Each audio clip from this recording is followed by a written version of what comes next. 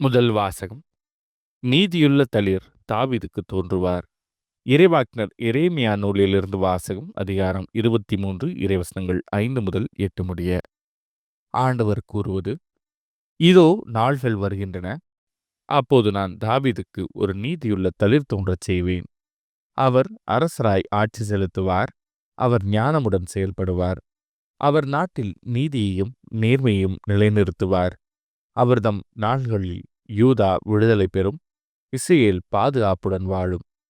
யாவே சித்கேனு, அதாவது ஆண்டவரே நமது நீதி என்னும் பெயரால் இந்நகர் அழைக்கப்படும். ஆதலால் ஆண்டவர் கூறுவது: இதோ நாள்கள் வருகின்றன, அப்போது எகிப்து நாட்டிலிருந்து இஸ்ரேல் மக்களை அழைத்து வந்த வாழும் ஆண்டவரின் மேல் ஆணை என்று எவரும் சொல்லார்.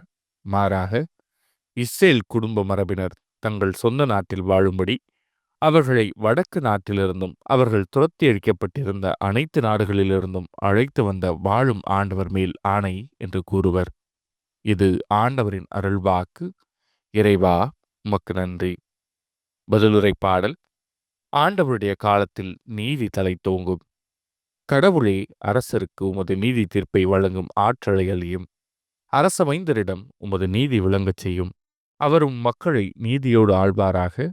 உம்முடையவரான எளியோருக்கு நீதி தீர்ப்பு வழங்குவாராக. ஆண்டவருடைய காலத்தில் நீதி தலைத்தோங்கும். தம்மை நோக்கி மன்றாடும் ஏழைகளையும் திக்கற்ற எளியோரையும் அவர் விடுவிப்பார். வறியோருக்கும் ஏழைகளுக்கும் அவர் இரக்கம் காட்டுவார்.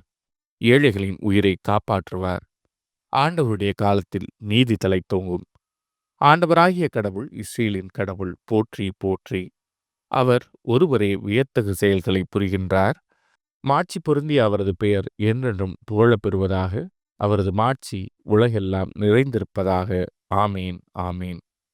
ஆண்டவருடைய காலத்தில் நீதி தலைத்தோங்கும். நற்செய்தி வாசகம். தாவீதின் மகனான யோசேப்புக்கு மன ஒப்பந்தமான மரியாவிடமிருந்து இயேசு பிறப்பார். மத்தேயு எழுதிய தூய நற்செய்தியிலிருந்து வாசகம். அதிகாரம் 1 இறைவசனங்கள் 18 முதல் 24 முடிய. இயேசு கிறிஸ்துவின் பிறப்பையொட்டிய நிகழ்ச்சிகள். அவருடைய தாய் மரியாவுக்கும் யோசேப்புக்கும் திருமண ஒப்பந்தம் செய்யப்பட்டிருந்தது. அவர்கள் கூடி வாழும் முன் மரியா கருவுற்றிருப்பது தெரிய வந்தது. மரியா தூய ஆவியால் கருவுற்றிருந்தார். மரியாவின் கணவர் யோசேப்பு நேர்மையாளர். அவர் மரியாவை இகழ்ச்சிக்கு உள்ளாக்க விரும்பாமல் மறைவாக விலக்கிவிட திட்டமிட்டார்.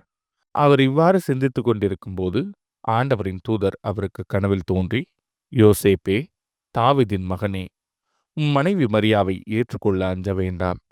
ஏனெனில் அவர் கருவுற்றிருப்பது தூய ஆவியால் தான். மரியா ஒரு மகனை பெற்றெடுப்பார். அவருக்கு இயேசு என பெயரிடுவீர். ஏனெனில் அவர் தம் மக்களை அவர்களுடைய பாவங்களிலிருந்து மீட்பார் என்றார். இதோ, கன்னி கருவுற்று ஓர் ஆண்மகவை பெற்றெடுப்பார். அக்குழந்தைக்கு இம்மானுவேல் என பெயரிடுவீர் என்று இறைவாக்கினர் வாயிலாக ஆண்டவர் உரைத்தது நிறைவேறவே இவை யாவும் நிகழ்ந்தன.